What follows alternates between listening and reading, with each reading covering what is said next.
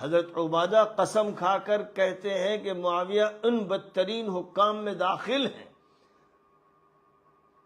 امام حاکم نے مستدرک میں روایت ذکر کی اور حضرت عبادہ ابن الصامت جلیل القدر صحابی ہیں، وہ یہ کہتے ہیں کہ بدترین حکام میں معاویہ شامل ہیں۔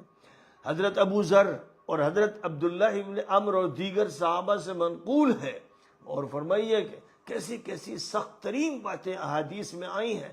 فرماتے تھے معاویۃ فرعون هذه الامہ، معاویہ اس امت کا فرعون ہے، اور یہ روایت صحیح روایت ہے۔ ایک حدیث میں یہ فرمایا گیا اذا رأیتم معاویۃ علی منبری فاقتلوہ، جب تم معاویہ کو میرے منبر پر دیکھنا تو اس کو مار دینا۔ متعدد سندوں سے یہ روایت منقول ہے۔ حضرت ابو سعید خدری، حضرت سہل ابن حنیف، حضرت عبداللہ ابن مسعود، حضرت عبد الرحمن ابن سہل انصاری، حضرت ابو لیلہ انصاری، حضرت محمود ابن لبید، حضرت انس ابن مالک، حضرت حذیفہ ابن الیمان، حضرت ابو ذر غفاری اور حضرت حسین ابن علی رضی اللہ عنہم سے یہ روایت منقول ہے، اور اس کی سندیں صحیح ہیں اور حسن ہیں۔ صحیح سندوں سے بھی منقول ہے اور حسن سندوں سے بھی منقول ہے۔ اسی لیے حضرت علی یہ کہتے تھے معاویہ طاغیہ ہے، طاغیہ کہتے تھے، طاغوت۔ اور حضرت حسن کو جب انتقال کی خبر ملی تو فرمایا تھا مات ھذا الطاغوت، یہ طاغوت مر۔ تم زبان کھولنے سے پہلے دیکھ لو تم کون ہو، تمہاری حیثیت کیا ہے۔ چینل پر، یوٹیوب پر، فیس بک پر یہ فتنہ اٹھائے ہوئے ہیں، صحابہ کو آپس میں لڑانے والا بتا کر، آل بیت سے دشمنی کرنے والا بنا کر، بالخصوص حضرت معاویہ رضی اللہ تعالیٰ عنہ کو نشانے پہ لے کر یہ گستاخیوں پہ گستاخیاں کرتے جا رہے ہیں۔ سبحان اللہ۔ سنو، تم وقت کے چاہے کتنے بڑے محقق ہو، حضرت ابن عباس سے بڑے تو محقق نہیں ہونا، تم وقت کے کتنے ہی بڑے علامہ ہو، حضرت ابن عباس سے زیادہ قرآن و سنت سمجھنے والے نہیں ہونا۔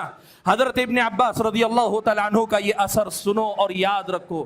حضرت ابن عباس رضی اللہ تعالیٰ عنہ کہتے ہیں لا تسبوا اصحاب محمد صلی اللہ علیہ وسلم، لوگو نبی علیہ الصلوۃ والسلام کے صحابہ میں سے کسی کو بھی برا بھلا مت کہو، نبی علیہ الصلوۃ والسلام کے صحابہ میں سے کسی کو بھی برا بھلا مت کہو۔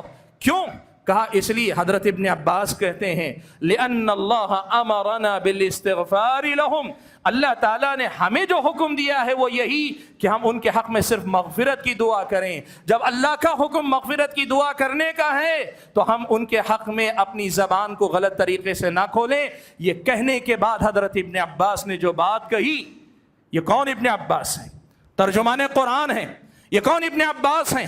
جو اللہ کے نبی صلی اللہ علیہ وسلم کی زبانی قرآن کی سمجھ کی دعا پائے ہوئے ہیں کہ اللہ تعالیٰ نے ان کو قرآن کی سمجھ عطا کی ہوئی۔ یہ ابن عباس کہتے ہیں لوگو، اللہ نے جب صحابہ کے حق میں صرف استغفار کرنے کا حکم دیا ہے، اللہ تعالیٰ جانتا تھا کہ یہ صحابہ آگے جا کر لڑیں گے بھی۔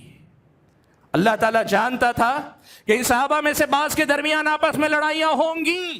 اس کے باوجود بھی جب اللہ تعالیٰ نے صرف استغفار مانگنے کے لیے کہا ہے تو پھر تمہیں بھی یہ سمجھ لینا چاہیے کہ ان لڑائیوں کو بنیاد بنا کر ان میں سے کسی کو برا بھلا کہنے کی تمہیں کوئی چھوٹ نہیں ہے۔ یہ حضرت صحابہ کا ایمان ہے، یہ حضرت ابن عباس کا ایمان و عقیدہ ہے جس کی دعوت ہم آج پوری دنیا کو دینا چاہتے ہیں۔ ابن عباس کہتے ہیں اللہ نے جب استغفار مانگنے کرنے کا حکم دیا سب کے لیے ایک جیسی دعا، تو اللہ تعالیٰ جانتا تھا کہ یہ آپس میں چل کر لڑیں گے۔ اسی طرح ضحاک ابن مزاحم کا بھی یہ قول ایسا ہی ملتا ہے، وہ بھی یہی کہتے ہیں کہ اللہ تبارک و تعالیٰ نے صحابہ کے بارے میں ہمیں اپنی زبانوں کو روکنے کا حکم دیا، حالانکہ اللہ تعالیٰ کو معلوم تھا پہلے ہی سے کہ ان کے درمیان کچھ مسائل میں اختلاف ہوگا۔ اس کا مطلب کیا ہوا بھائیو؟ اس کا مطلب یہ ہوا کہ جب حضرت ابن عباس نے یہ منہج، یہ عقیدہ، یہ ایمان ہمیں دے دیا ہے تو ہمیں آج ان کی جنگوں میں اپنے آپ کو فیصل بنا کر داخل کرنے کی جرات اور غلطی نہیں کرنی چاہیے۔ صحابہ کے درمیان فیصلہ کرنے والا بن کر اپنے آپ کو داخل نہیں کرنا چاہیے۔ تاریخ کی لمبی لمبی کتابوں کا نام لے کر اپنے آپ کی قابلیت دکھلانی نہیں چاہیے۔ یہ احادیث رسول میں سے بعض احادیث کا تذکرہ کر کے لوگوں میں انتشار کی فضا نہیں پیدا کرنی چاہیے۔ یہ صحابہ ہیں جنہوں نے قرآن سمجھا، یہ صحابہ ہیں جنہوں نے احادیث سمجھی، اور وہ بتلا رہے ہیں کہ اللہ کو معلوم تھا پہلے ہی سے۔ پھر پھر بھی اللہ نے ایمان والوں کا طریقہ یہی بتلایا ہے کہ ایمان والے ان کے حق میں صرف دعا ہی دعا کریں. سبحان اللہ. ماں عائشہ صدیقہ رضی اللہ تعالی عنہ کہتی ہیں یہ عجیب معاملہ ہے, اللہ تعالیٰ نے صحابہ کے حق میں استغفار اور دعا کرنے کا حکم دیا, یہ ظالم صحابہ کے حق میں گستاخیاں کرتے ہوئے پھرتے ہیں. حضرت عائشہ کے اس جملے کا مطلب سمجھاتے ہوئے قاضی عیاض رحمۃ اللہ علیہ نے لکھا ہے, کہتے ہیں مصر میں کچھ لوگ تھے جو حضرت معاویہ کو برا بھلا کہتے تھے, شام میں کچھ لوگ تھے جو حضرت علی کو برا بھلا کہتے تھے, اور خوارج کا طبقہ تھا جو دونوں کو برا بھلا کہتا تھا. حضرت عائشہ رضی اللہ تعالیٰ عنہا نے انہی تین طبقات کو اپنے نشانے پہ رکھ کر یہ کہا ہے اللہ نے حکم دیا تھا کہ صحابہ کے حق میں دعا کرو, استغفار کرو, اچھے کلمات کہو, اور یہ ظالم ہیں کہ ان کے حق میں بدزبانی ہی بدزبانی کرتے چلے جا رہے ہیں. سبحان اللہ. حضرت عبداللہ ابن عمر, بھائیو دیکھو ہم یہ کہتے ہیں نا کہ قرآن اور سنت دین ہے, اور قرآن اور سنت کا وہی معنی و مفہوم ہمارا دین ہے جو صحابہ نے سمجھا تھا. دیکھو صحابہ نے کیا سمجھا. حضرت عبداللہ ابن عمر رضی اللہ تعالی عنہما ایک مجلس میں موجود تھے, ایک آدمی آیا